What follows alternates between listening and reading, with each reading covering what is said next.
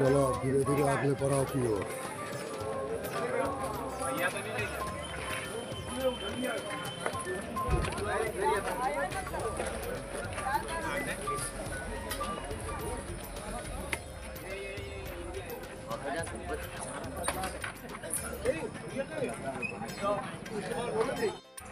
ওই 8:40 নাগাদ আমরা বেরিয়েছি। এখন প্রায় 9:15 হচ্ছে। আজকে মৌলি অবধি যাব, ঘাটগাঁও থেকে মৌলি। কালকে রাত্রে অর্থাৎ 30 তারিখ রাত্রিরে আমরা ঘাটগাঁও নর্মদা সেবাশ্রমে ছিলাম। ওখানে রাত্রি ভোজন, বিশ্রাম, পূজা পাঠ সব ওখানেই হয়েছে। সকালবেলা উঠে স্নান করে পুজো পাঠ করে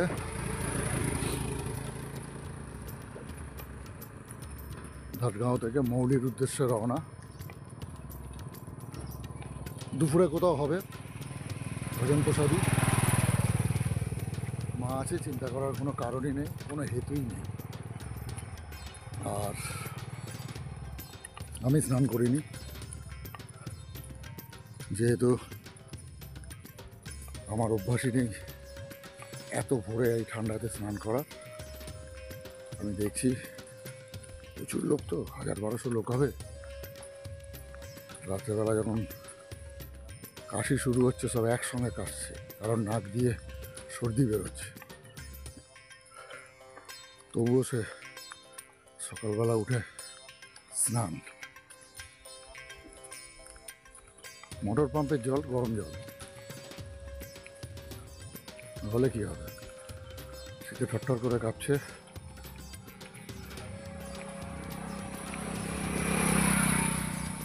ঠান্ডা লেগে যাচ্ছে। অত ভক্তি আমার এখনো হয়নি।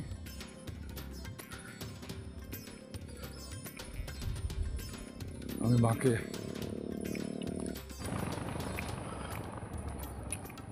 তো আমার পক্ষে অত ভোরবেলা স্নান করা সম্ভব না। মাথার উপর জল ছিটিয়ে পুজো দিয়ে বেরিয়ে পড়েছি। যেতে যেতে পথে মা যদি কোনো ব্যবস্থা করে দেয় সেখানে স্নান করে নেব। আমরা একটা গ্রামের ভেতর দিয়েই যাচ্ছি। আছে গ্রাম, ভালো গ্রাম, সুন্দর, ভালো লাগবে।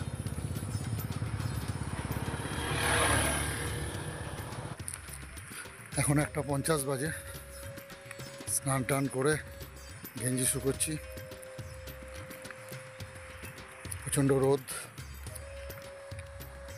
পাহাড়ি রাস্তা, পুরো পাহাড়,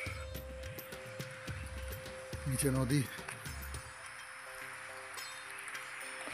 এখনো 2 কিলোমিটার যে আশ্রমে আমাদের দুপুরবেলা ভোজন প্রসাদী গ্রহণের কথা আছে।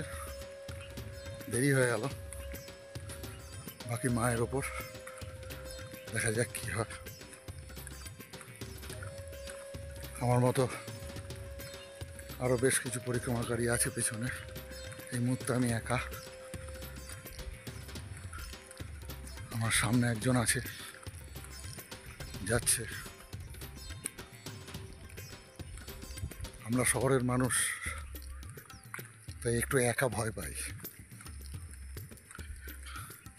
কিন্তু নর্মদা পরিক্রমা করতে আসলে কোনো না কোনো সময় মা আপনাকে একা ফেলবে। এবং সেই সময় আপনি মায়ের নাম ছাড়া আর কোনো কিছু জপ করতে পারবেন না। মায়ের নাম, আপনার ইষ্টমন্ত্র, এগুলোই জপ করবেন। অদৃশ্য শক্তির ওপর নির্ভরতা অনেক বেড়ে যায়।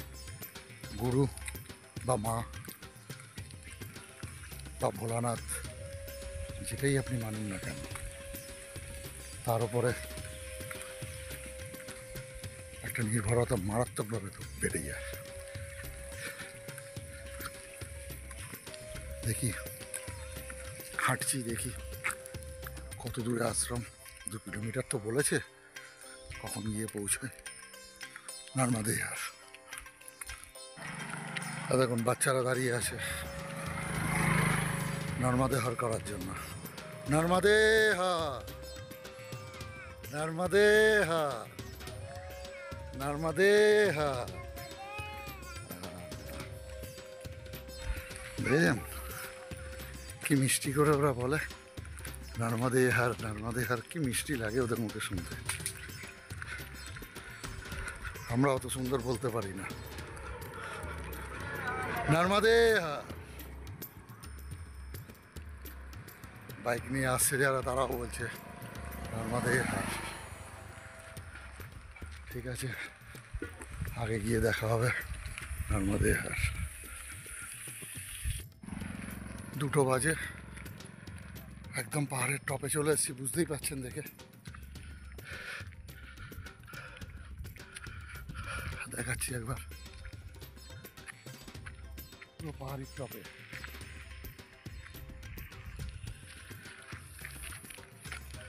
জানি না কোথায় আশ্রম, বলেছে 2 কিলোমিটার, চলে এসেছি 4 কিলোমিটার।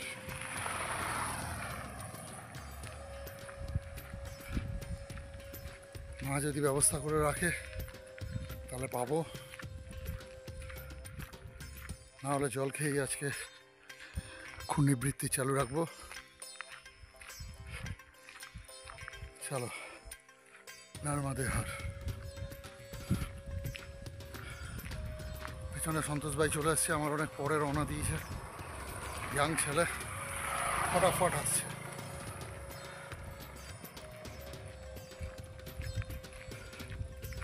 চলো, ড্রাই পাহাড়ি, গাছ নেই, এদিকেও তাই ড্রাই পাহাড়ি, কোনো গাছ নেই, নিচের দিকে গাছ আছে। চলো নর্মাদেহার। সূর্যনারায়ণ পাটে বসতে চলেছে, পশ্চিম আকাশ একদম রক্তাভ হয়ে গেছে জঙ্গলের পেছন দিক দিয়ে। আমাদের হাঁটা এখনো চলছে, এখান থেকে এখনো 4 কিলোমিটার। পৌঁছতে পৌঁছতে মনে হচ্ছে 7টা বেজে যাবে। নর্মাদেহার, নর্মাদেহার। টোটাল আজকে 29 কিলোমিটার হাঁটা হলো। দুপুরে মৌলি পর্যন্ত 17, ওখান থেকে ডুংরি মৌরি আচ্ছা 12 কিলোমিটার। টোটাল 29 কিলোমিটার হাঁটা নর্মাদেহার। গ্রামের মধ্যে দিয়ে যাচ্ছি। নর্মাদেহার, নর্মাদেহার গ্রাম, সুন্দর গ্রাম, ছবির মতো গ্রাম।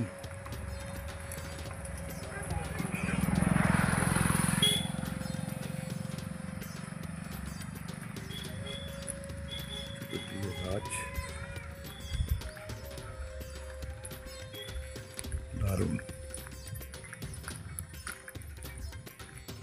গ্রাম থেকে বেরিয়ে আস্তে আস্তে পাহাড়ির দিকে এগিয়ে যাচ্ছি। সুলোপানির ঝাড়ি।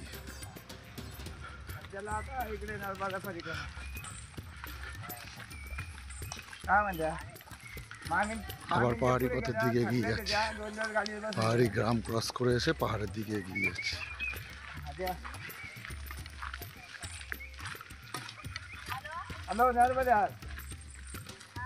আজকে সুলোপানির ঝাড়িতে আজকে 5ম দিন, এখনো 2 থেকে 3 দিন আমাদের সুলোপানির ঝাড়ি দিয়ে চলতে হবে। জঙ্গলের পথ অ্যাভয়েড করেছে, পাহাড়ি পথ ধরেছে। তাতে পাকা পথও পাবো, কাঁচা পথও পাবো, চড়াইও উঠতে হবে, উতরাইও নামতে হবে। এইভাবে চলছি আমরা। দেখা যাক নর্মাদে।